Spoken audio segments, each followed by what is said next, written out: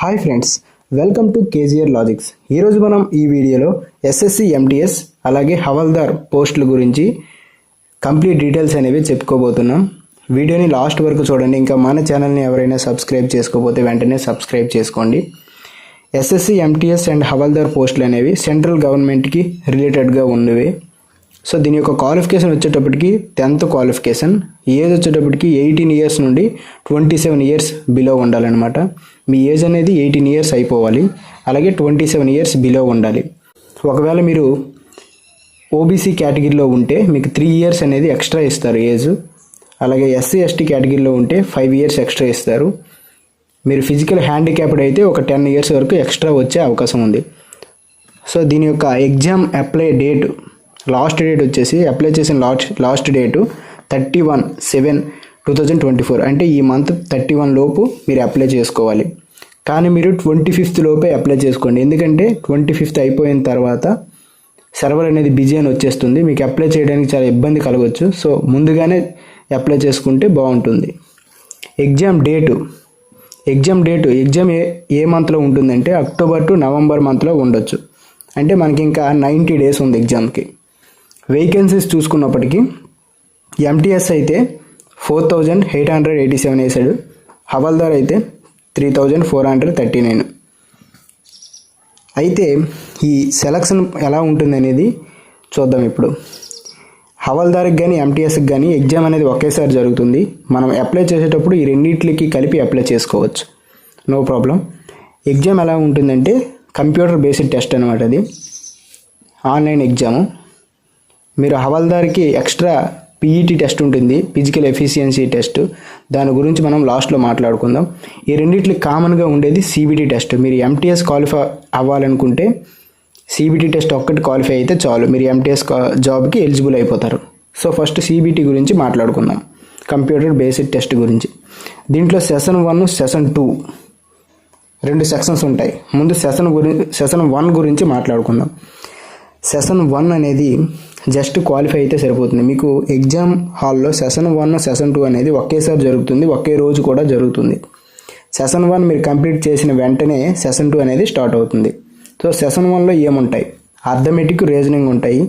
Arithmetic 20 bits ఉంటాయి, ఒక్కొక్క బిట్కి 3 marks, మొత్తం 60 మార్క్స్. రీజనింగ్లో 20 బిట్స్ ఉంటాయి, ఒక్కొక్క బిట్కి 3 మార్క్స్, మొత్తం 60 మార్క్స్. అంటే 40 బిట్స్ ఉంటాయి, 120 మార్క్స్ అనమాట. 45 మినిట్స్ టైం ఉంటుంది. ఈ సెషన్ 1లో మీరు జస్ట్ క్వాలిఫై అయితే సరిపోతుంది. నెగిటివ్ ఉండదు, మెరిట్ ఉండదు. సెషన్ 1కి జస్ట్ క్వాలిఫై అయితే సరిపోతుంది.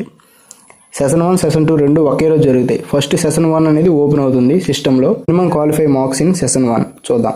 యూఆర్ కేటగిరీ వాళ్ళకి 30% మార్క్స్ వస్తే క్వాలిఫై అయిపోతారు. అంటే మ్యాక్సిమం ఒక 35 to 40 మార్క్స్ అనమాట. ఓబీసీ ఈడబ్ల్యూఎస్ కేటగిరీ వాళ్ళకి 25% మార్క్స్ వస్తే చాలు. All other category SC ST వాళ్ళకి 20% మార్క్స్ వస్తే చాలు. అంటే మ్యాక్సిమం మీకు 40 బిలో మార్క్స్ వచ్చినా సరే మీరు సెషన్ 1లో క్వాలిఫై అయిపోతారు. ఎందుకంటే సెషన్ 1కి నెగిటివ్ ఉండదు, మెరిట్ ఉండదు, జస్ట్ క్వాలిఫై అయిపోతే సరిపోతుంది.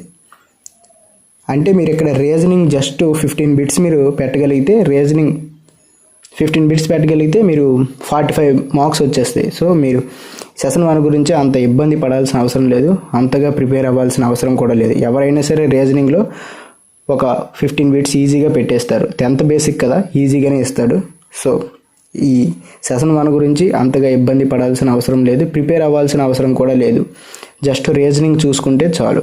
15 బిట్స్ అటెంప్ట్ చేసినట్లుగా అయితే మిగతా తప్పులు పెట్టినా సరే మీకు నెగిటివ్ లేదు కాబట్టి ఎటువంటి ప్రాబ్లం లేదు. సో మీరు రీజనింగ్ ఒక్కటి ప్రిపేర్ అయినా సరే సెషన్ 1 అనేది ఈజీగా క్వాలిఫై అయిపోతారు. 15 బిట్స్ పెడితే 45 మార్క్స్ వస్తాయి. మనకు కావాల్సింది 40 మార్క్స్ బిలోనే. సో ఈజీగా క్వాలిఫై అయిపోతారు. దీని గురించి వర్రీ అవ్వకండి. ఇప్పుడు సెషన్ 2 చూసుకున్నట్లయితే ఇది అసలైంది అనమాట. దీనికి మెరిట్ ఉంటుంది. దీంట్లో ఏ సబ్జెక్టులు ఉంటాయి చూద్దాం. జనరల్ అవేర్నెస్ ఉంటుంది, 25 బిట్స్ 75 మార్క్స్. ఒక్కొక్క దానికి 3 మార్క్స్ ఉంటాయి, 75 మార్క్స్. ఇంగ్లీష్ ఉంటుంది 25 బిట్స్ 75 మార్క్స్. దీనికి కూడా ఒక్కొక్క బిట్కి 3 మార్క్స్ ఉంటుంది, 75 మార్క్స్ అనమాట. సో మొత్తం కలిపి 150 మార్క్స్, 50 క్వశ్చన్స్. మరి సెషన్ 2 క్వాలిఫై అవ్వాలంటే ఎన్ని మార్క్స్ రావాలి? క్రింద టియర్ మెరిట్ చూసుకున్నట్లుగైతే మనకి 135 తీసాడు యూఆర్ కేటగిరీ వాళ్ళకి. అంటే మన మ్యాక్సిమం మెరిట్ అనేది 135 పెట్టుకోవాలన్నమాట. అంటే మనం 135 మార్క్స్ వచ్చినట్లుగా అయితే మనం ఈజీగా జాబ్కి ఎలిజిబుల్ అయిపోతాం. దీనికి టైం వచ్చేసి 45 మినిట్స్, చాలా ఎక్కువ టైమే ఇచ్చాడు. సో మీరు 50 క్వశ్చన్స్కి దాదాపుగా 43 క్వశ్చన్స్ పెట్టినట్లుగా అయితే మీకు ఈజీగా 129 మార్క్స్ వస్తాయి. ఇక్కడ నార్మలైజేషన్ రూల్ ఉంది కాబట్టి మీకు ఈజీగా ఒక 7 to 6 మార్క్స్ అనేవి కలుస్తాయి. ఇప్పుడు ఎంత అయింది? 136 మార్క్స్ అయింది. సో మీరు ఈజీగా క్వాలిఫై అయిపోతారు. అయితే ఈ 43 మార్క్స్ అనేవి మనం సంపాదించుకోవాలి. మిగతా 7 మార్క్స్ వదిలిపెట్టేసినా పర్వాలేదు, కానీ నెగిటివ్ మాత్రం పెట్టడానికి ట్రై చేయకండి. అందరూ చేసే మిస్టేక్ అదే, నెగిటివ్ పెట్టేయడం వల్ల ఉన్న మార్కులు కూడా పోతున్నాయి. సో మీరు 43కి అటెంప్ట్ చేస్తే చాలు. 43 బిట్స్ కరెక్ట్గా పెట్టగలిగితే మీరు ఈ జాబ్కి ఎలిజిబుల్ అయిపోతారు. అది అనమాట. General awareness English. ఈ జనరల్ అవేర్నెస్ నుంచి ఎటువంటి టాపిక్స్ నుంచి బిట్స్ అడుగుతాడో మనం నెక్స్ట్ వీడియోలో చెప్పుకుందాం. అలాగే ఇంగ్లీష్ నుంచి ఎటువంటి టాపిక్స్ ఉంటాయి, ఎలాంటి బిట్స్ అడుగుతాడో నెక్స్ట్ వీడియోలో చెప్పుకుందాం. ఇక్కడ మీకు 135 మార్క్స్ వచ్చేసాయి అనుకుంటే అప్పుడు మీరు ఎంటీఎస్కి ఎలిజిబుల్ అవుతారు. లేదు మీకు హవాల్దార్ పోస్ట్ కావాలనుకుంటే హవాల్దార్ కోసం పీఈటీ టెస్ట్ కూడా అటెంప్ట్ చేయొచ్చు. మీరు పీఈటీలో ఫెయిల్ అయినా సరే మీకు ఎంటీఎస్ అనేది ఇస్తారు, నో ప్రాబ్లం. హవాల్దార్ కూడా మీరు అటెంప్ట్ చేయాలనుకుంటే మేల్కి అయితే 1600 మీటర్లు, అబ్బాయికి అయితే 1600 మీటర్లు వాకింగ్ చేయాలన్నమాట 15 మినిట్స్లో.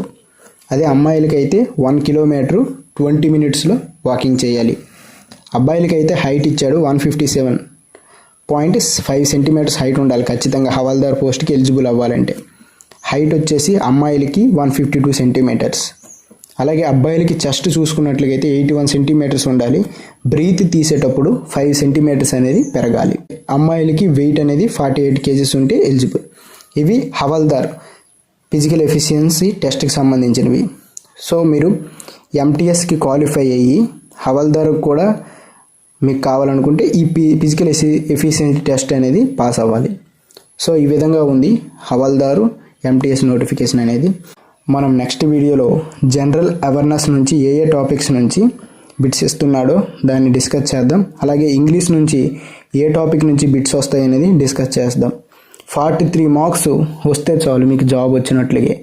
ఇంకా 7 మార్క్స్ మీరు పెట్టకపోయినా పర్వాలేదు, కానీ ఎగ్జామ్లో రాంగ్ పెట్టడం మాత్రం చేయకండి. ఎందుకంటే మనకి దీని సెషన్ 2కి నెగిటివ్ ఉంది. సెషన్ 2కి నెగిటివ్ ఉంది కాబట్టి 1 మార్క్ పోతుంది. 1 బిట్ మీరు రాంగ్ చేస్తే 1 మార్క్ పోతుంది. అర్థమవుతుందా? అందువల్ల మీరు నెగిటివ్ పెట్టకుండా ఉండటానికి ట్రై చేయండి. సో 43 మార్క్స్ వస్తే చాలు మీకు జాబ్ ఉన్నట్లుగా.